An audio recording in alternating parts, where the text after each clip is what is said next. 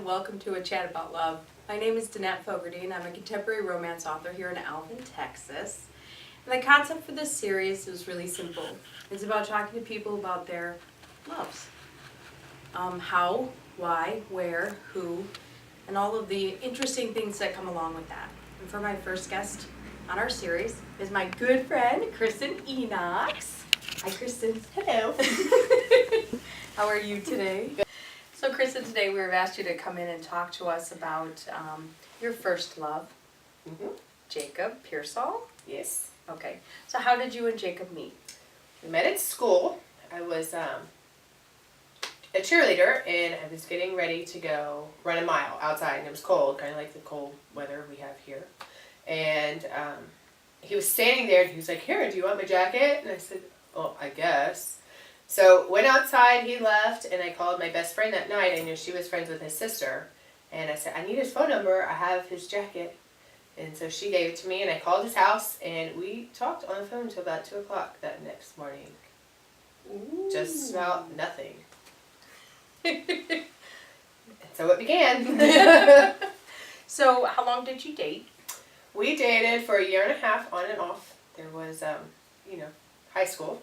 So, but during the year and a half that we kind of dated on and off, we dated other people, but we always remained friends. And we just always found a way back. That's really nice. Yeah. How did you know when you really fell in love? How did you, was there a specific moment? I don't think there was a specific moment with him. I think it was just something that gradually grew over time.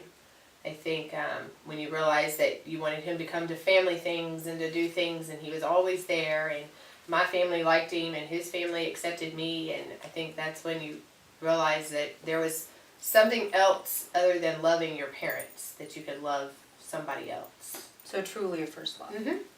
That's awesome. Yeah. And if you had one word to describe Jacob, what would that word be? Pest. Jacob was a pest. He would pester you to no ends.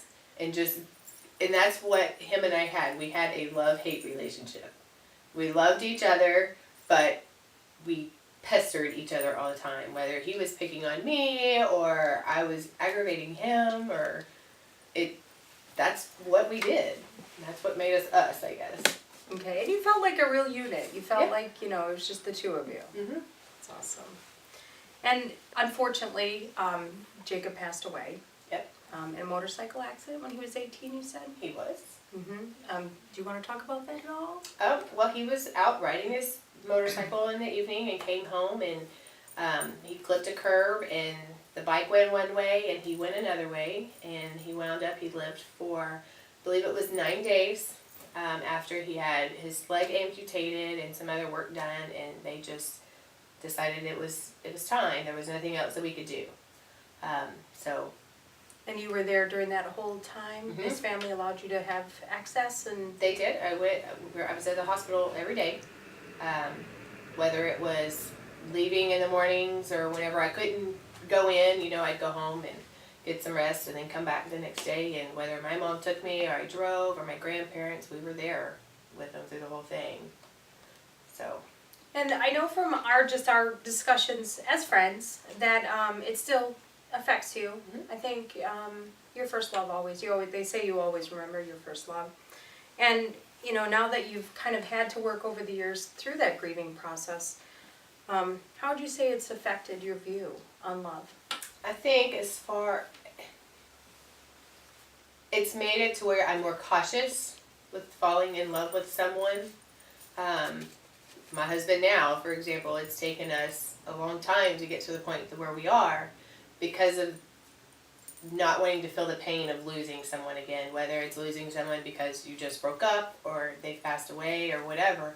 You don't want to open up to somebody like you did before and afraid of losing them. Ripping that. Mm-hmm. And I'm more cautious, even him, don't take risks because I don't want to go through what I've been through in the past. Yeah. And you're married. How long have you and Jason been married? You just asked that. We've been together for 11 years in February, and we've been married for 8 in April. Awesome. And you have 3 kids? 4. 4. I apologize. 4. Yes. We have 3 together, and then I have a stepdaughter. Stop right. So, Kristen, what exactly do you think was the first thing that you noticed about Jacob? His eyes and his smile and his personality. Those were the big.